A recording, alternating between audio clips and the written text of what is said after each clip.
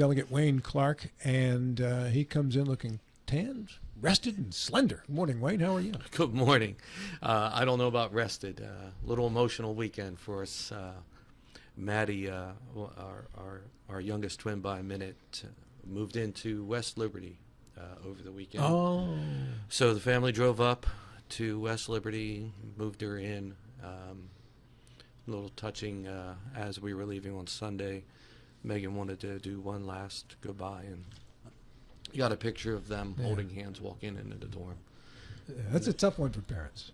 It is. It's rewarding because it shows that we did the right things and moved them forward. But yeah, it's out of the house. It's hard. I remember when we dropped my son off at Millersville. I think my wife cried all the way to the Baltimore Beltway. When we dropped my son off at Virginia Tech, he's only child, so he's the prince, and I was really good until we got he dropped off. I was strong dead till we got to the edge of the campus, and I melted down. Yeah, you just still feel a little bit right now. A little bit, yeah. You did better than me. I melted down at the threshold of the door as we were leaving the dorm room. I cried because I knew someone had to go into my son's bedroom with a shovel and clean that floor.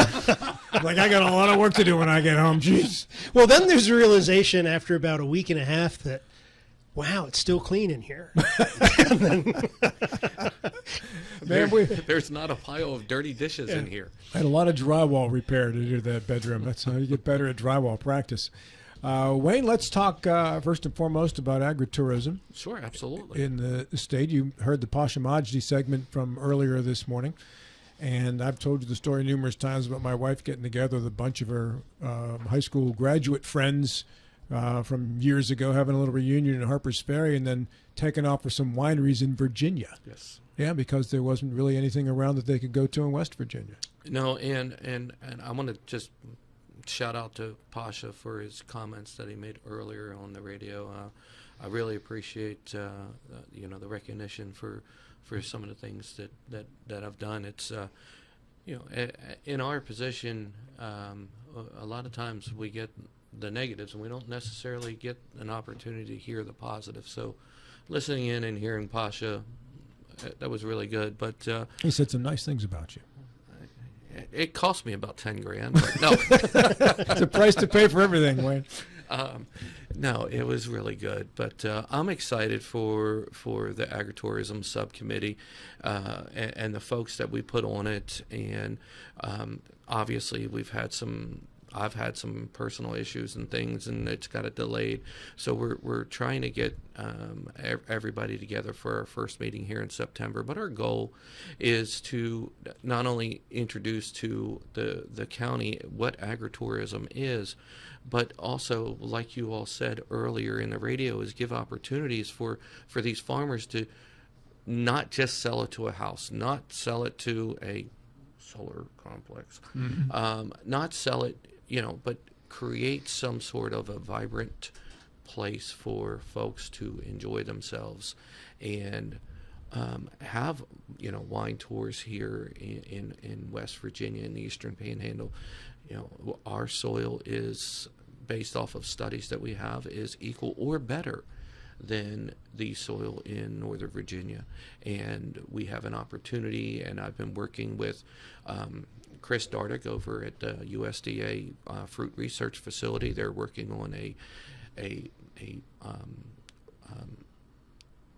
specific grape that would be specific to our region through a crossbreeding process, and they're really close to having this ready for sale to farmers here in the Eastern Panhandle and our region. So I'm really excited about that. But doesn't this have a really long tail or lead on it? When 20 years to get 3 years before you get a viable grape to create. And what a lot of the farmers will do is, they'll outsource some of their grapes from other areas that are already producing. A lot of times, some of your vineyards, may have extra that they have, and you can outsource those.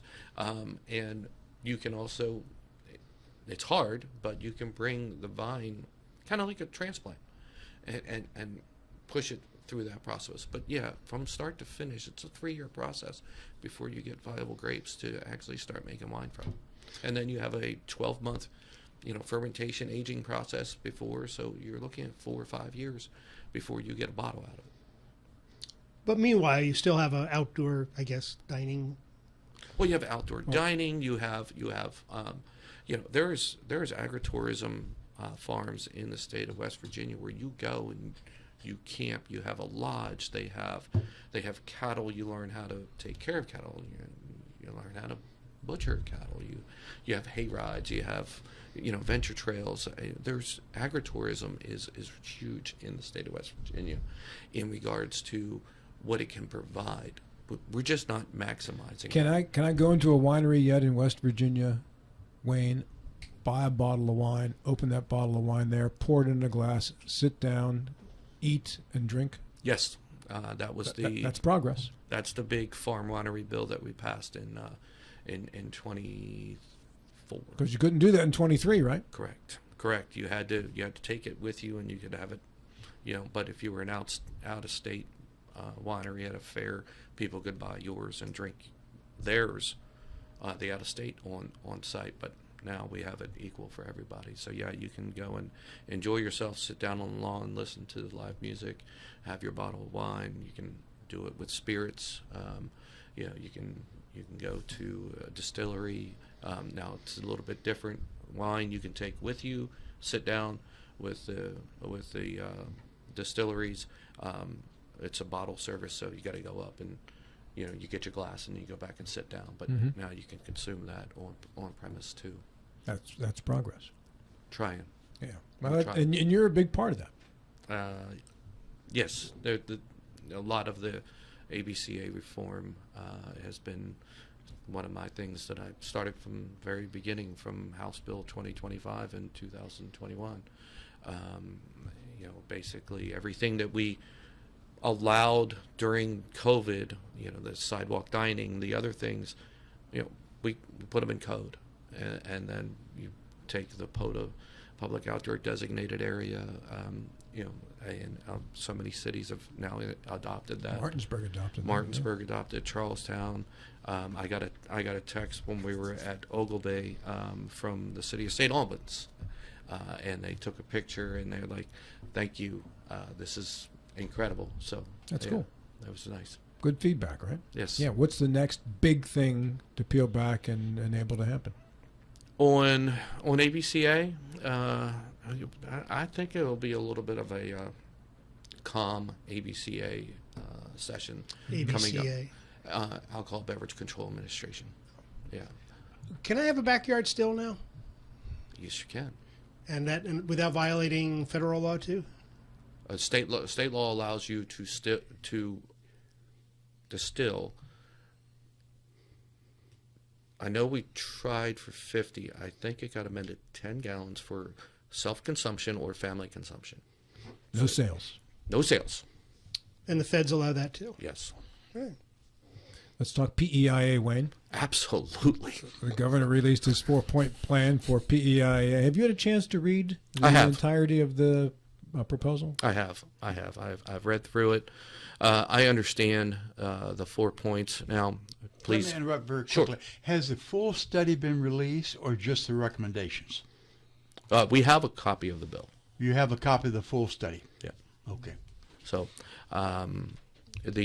obviously, we were supposed to stay quiet, but it got leaked out, and so I was on the phone with Speaker of the House on Friday, and I said, "Hey, what do you want me to do?" And he said, "It's out there. Go ahead and talk about it."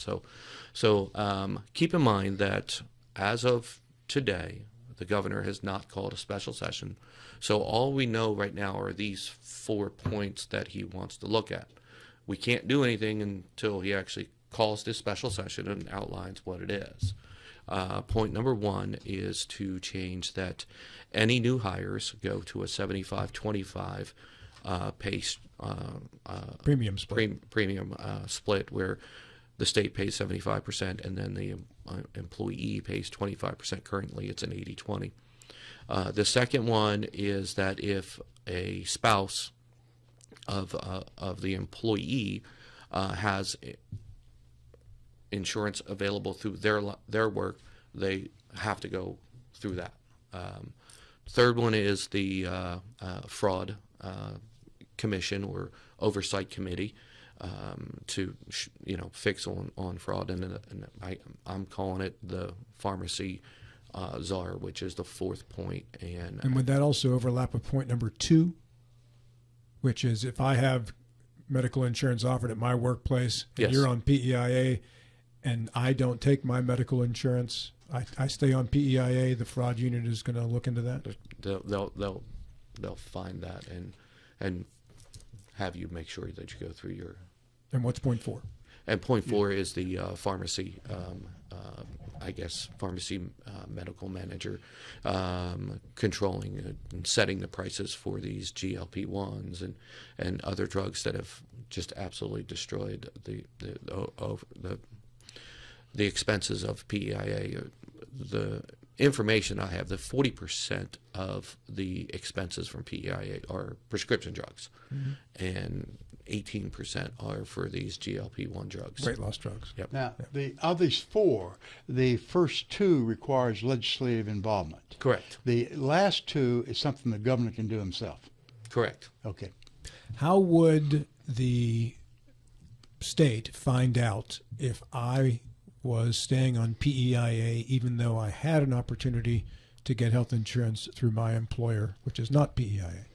I mean, that would be the job of the fraud unit to identify whether or not an employer has coverage for the spouse. I know as a legislator, I have to fill out a form every year. My wife is a teacher in Berkeley County, and I have to fill out a form that I don't have access to, currently right now. Now, we're not technically employees, but we do have access to PEIA as legislators.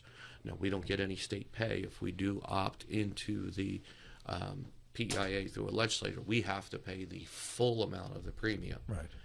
We don't get any state coverage. I want to clarify that second point. So if I am a state employee and I'm eligible and my wife has access through her employer, I don't have to take her insurance. Correct. She keeps hers and I keep PEIA. Correct. Okay.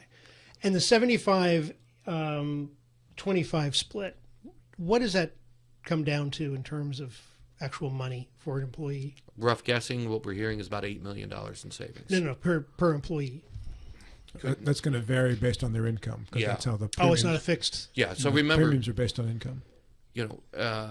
PEIA, and it's been kicked down the road for time and time again. There hasn't been premium increases during the previous administration forever. And then we balanced it in 23 back to an 80-20. So that did trigger some premium changes. But PEIA is an income-based premium, not an age-based. So as we were giving state employees raises, that kicked them into a different income bracket. Is it a fixed percentage of income? Yes. What is that fixed percentage? The chart is just Okay. Yeah, All right. it's very complicated. Because it seems, just shooting from the hip for a new employee that hasn't yet gotten a paycheck, having 75% of the bill paid as opposed to 80% of the bill paid doesn't seem like that big a deal. It to me. doesn't. I mean, Yeah, it's not much. I mean, having paid the entire bill of my own health insurance for dozens of years, right? So, It would be a bigger amount the larger your premium, obviously. Right. That 5% would, if you're paying $1,000 a month, 5% on that's $50. That's a fairly good chunk of money. Mm-hmm. But I don't think I would say most employees who use PIA aren't paying a premium that's that expensive in a month. no. but no. then the deductibles and such are very small, right? On the Correct. back end when you use it. So, Part of my notes, the PEIA premiums are like 60% of what the base market is, and the deductibles are anywhere from, for a family is anywhere from 35 to 55, whereas on the general is anywhere 55 to 7,500 per year. So, the deductibles are reduced through PIA. Now, keep in mind everything that I just said, unless we have a call that specifically addresses that, and it still has to go through the committee process, is subject to change. So it's not. This is early discussion, right? Correct. Yeah. Correct. So yeah, let me pick up on the optics of this. There's two things that I've been hearing. One, that this was done by the governor with a very select group of input from other people. So as a body, the legislators have not been involved in the recommendation. And keeping in mind that of the four, only two require legislative approval or involvement. This is coming up in the election year. So some of the gut responses from the random comments from the legislators, it's going to be a tough pull because of the primary coming into election year. What is your sense, Wayne? Is it something that's going to happen with the get legislative involvement for, again, these two reasons I mentioned? One, the legislators have not been involved in formulating the recommendations, and second thing, it's going to be politically controversial. What do you think? Yeah. So I'll go with the second part first. Yes, it's going to be controversial through this process, but that's what we signed up to do. Yeah. We signed up to make the best decisions for the state and for the citizens of the state. And sometimes we have to put our necks on the line. Will they? Will they? You will, but again, a election season coming up, frequently the putting your neck on the line resorts to kicking the ball down the road. Very true. Yeah. Very true. The effective legislators are not afraid of answering questions, and that's the thing. We have to do something, otherwise we're just going to dump another $50 million into it this year, and estimate another 150 next year, and just continue dumping money in it. In 24, we dumped $84 million into it, and it still didn't work. So we have to do something. Now, regarding the comment about legislators not being involved, so all the legislators had a call, and these are the bullet points, and these are these are what we're looking at potentially having on the call. There was a meeting a couple of weeks ago. Unfortunately, I was traveling. I wasn't able to attend the meeting, but some of this stuff was brought into those on the legislature that have had input on PEIA in the past. So we knew it was coming, and one of the reasons why you would look at this in a special session is because when it's in a special session, whatever's on the call is the only thing we can address. So if it's the only thing that's on the call, that's the only thing that we can meet on. So it gives us a hyper focus on getting this done in the best we can. Should the state be in insurance business? Absolutely not. Unfortunately, we are. We have estimated 230-some thousand residents that are under PEIA in this state. 230,000. I mean, that's 13, I did the math, I think it's 13-something% of the state. Any idea why the governor's not called a special session yet? got to have the votes. No. I mean, he can call the special session. I mean, yes. Does he have the votes for it to pass? I don't know. I mean, I don't know what the whip call is and what the whip count is on it, and we're not privy to that information until it's close. But one of the things with Governor Morsi, he's not afraid. So if he wants to put it on, he'll put it on. When we talk about 13% of the population is using PEIA, which means 13% are government employees or government adjacent. When I look at the election results here, this is not something that would concern me if I were not involved with the radio station and involved tangentially with politics. I don't care, right? It's not my thing. And then I look at the election results here where fewer than 20% of the people turn out, and the rallying cry is don't let people take your guns. And nobody's coming to take your guns anyway. So there was no talk about PEIA. It's not an issue. Is this a big issue in terms of the election? And if it is an issue, is it very regional around Charleston where government is centralized? Do you have an idea about that? And you have 1 minute to answer it. That's a challenging question, and I only have a minute to answer it. So, PEIA here in the Eastern Panhandle is not big because we heard earlier we're kind of more of a bedroom community. People have private insurance, so it's not necessarily. But when you get further south and central, then it becomes quite a big issue. I mean, The school's the biggest employer in many counties. Correct. Yeah. Schools, highways, all the other stuff.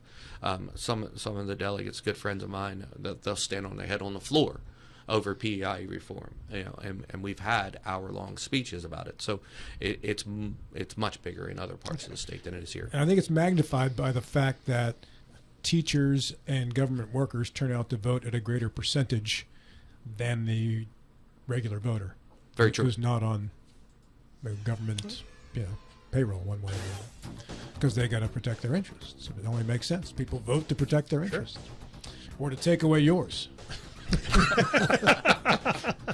Wayne, hang out. We'll do a final minute right after we do these. Delegate Wayne Clark out of the 99th with us as we finish up the program right after these.